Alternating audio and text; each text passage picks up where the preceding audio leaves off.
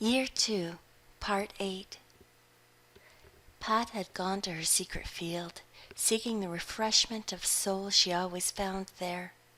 It was beautiful and remote and mystic as ever, full of the sunshine of uncounted summers. The trees about it welcomed her, and Pat flung herself down among the feathery bent grasses and listened to the silence until she felt at one with it, and certain problems that had rather worried her of late dropped into proper focus as they always did in that sweet place, where the fairies still surely lingered, if they lingered in the world at all. Under the ancient spell of the secret field, Pat became a child again and could believe anything. She went from it to happiness by a narrow wood lane where ferns grew waist high on either side. Pat knew all the little lanes in the woods and was known of them. They had their moods and their whims. One always seemed full of hidden laughter and furtive feet. One never seemed to know just where it wanted to go. In this one, it always seemed as if you were in a temple. Overhead, in the young resinous fir boughs, a wind was crooning a processional. The aroma drifting under the arches from old sunny hollows and lurking nooks was as the incense of worship. The exquisite shadows that filled the woods were acolytes, and the thoughts that came to her were like prayers. If one could only feel always like this, Pat had said once to Judy, all the little worries swallowed up, all the petty spites and fears and disappointments forgotten, just love and peace and beauty. Oh, but what would there be left for heaven, dear girl? Asked Judy. The lane finally led out to the back fields of the other place, and Pat found her way to happiness, and she sat down near the haunted spring in a little hollow among the ferny Cradle Hills. Far down before her, beyond the still golden pastures, was the sapphire of the Gulf. Over the westering hill of spruce, a sunset of crimson and warm gold was fading out into apple green, and all this beauty was hers just for the looking. In these silent and remembered places, she could think of old beloved things, of sunsets she and Hilary had watched there together. Hilary, who at this very moment would be somewhere on the ocean on his way back from his summer in Europe. He had written her most delightful letters, but she was glad he would soon be back in Canada. It would be pleasant to think that the Atlantic no longer rolled between them. She wondered a little wistfully why he couldn't have planned to stop off for a few days on the island on his way to Toronto. She had asked him to, and he had never even referred to the invitation, although he had wound up his letter by saying, "My love to Silverbush." She could see from where she sat her name and his cut on a maple tree and overgrown with lichen. Pat sighed sentimentally. She wished she could be a child again with no worries. To be sure, she had thought she had worries then. Father going west and thinking you were ugly, and Joe running away to sea and things like that. But there had been no men then, no question of beaux and people who persisted in turning into lovers when all you wanted of them was to be friends. Jim Mallory was in love with her now.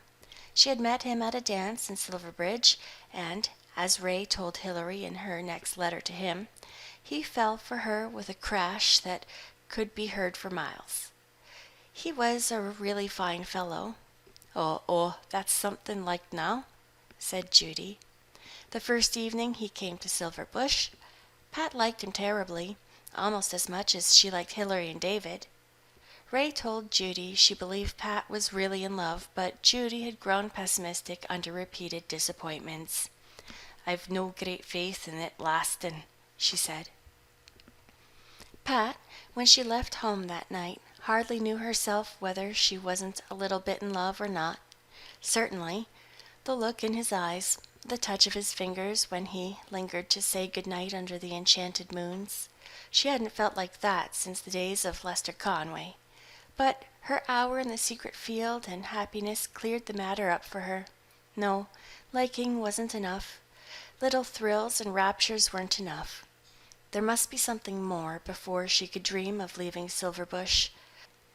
Poor Jim Mallory never had a chance after that, and in a week or two Long Alec was to ask his wife, in a mildly exasperated tone, what the dickens the girl wanted anyways.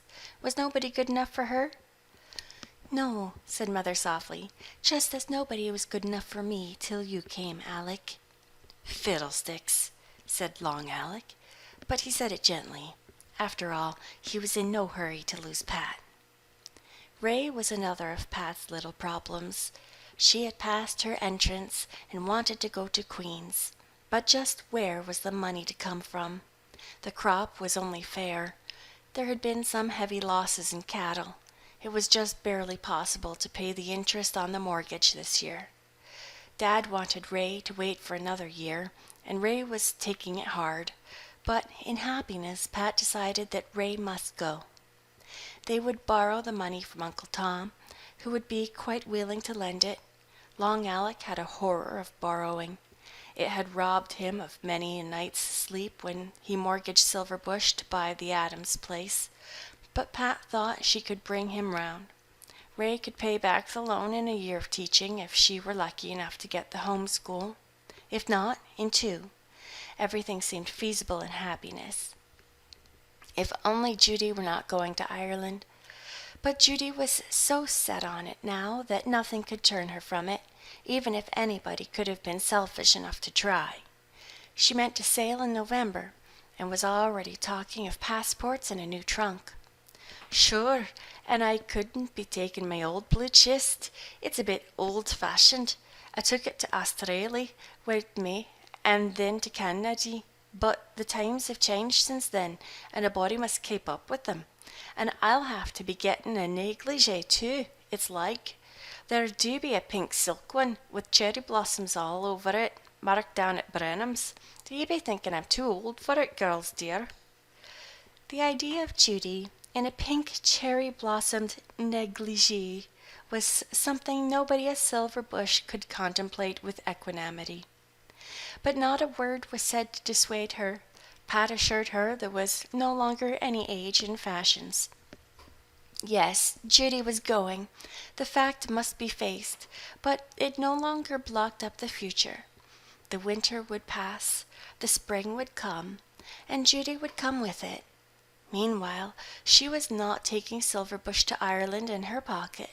It would stay where it was, under its sheltering trees, with its fields lying cool and quiet around it. Pat, on her way home, stopped as ever at the top of the hill to gloat over it.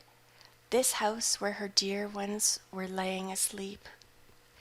For she had lingered long in happiness, and Silverbush had gone to bed.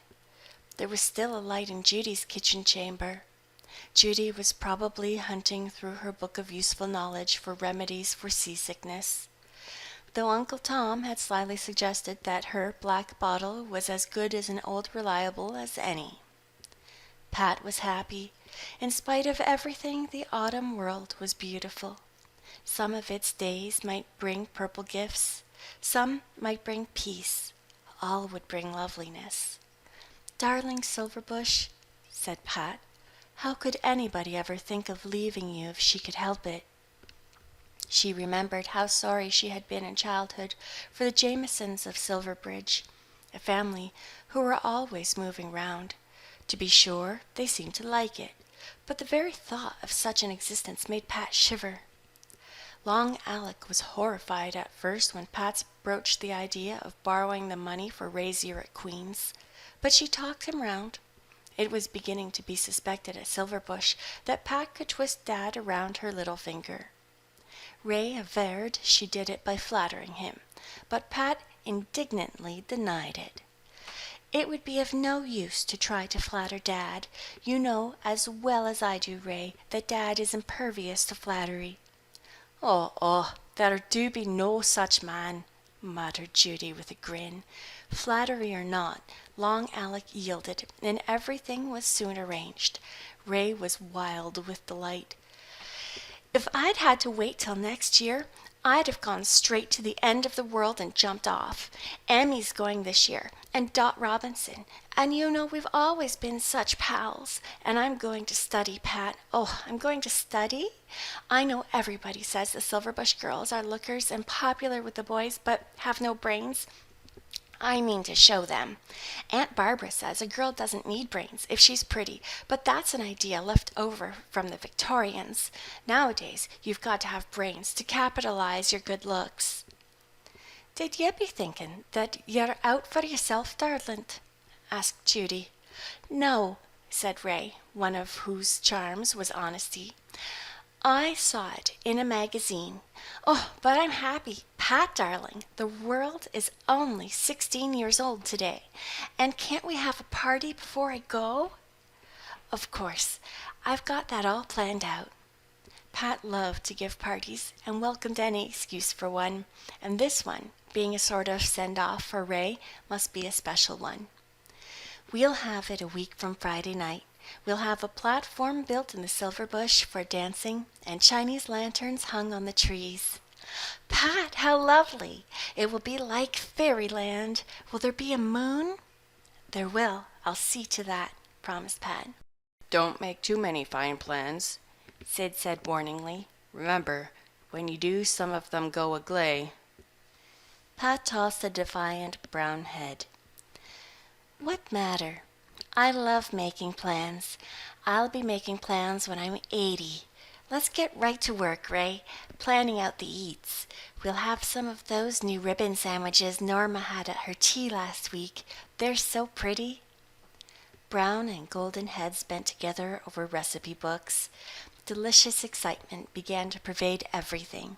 Pat and Ray talked so much about the affair that Long Alec, who was taking a jaundiced view of things just then, growled to Judy that the fools of the world weren't all dead yet. Oh, and don't you think it'll be a real dull place when they are? Demanded Judy. Do you be thinking, in a soothing whisper, you'd like a bacon and potato pie for supper? Long Alec brightened.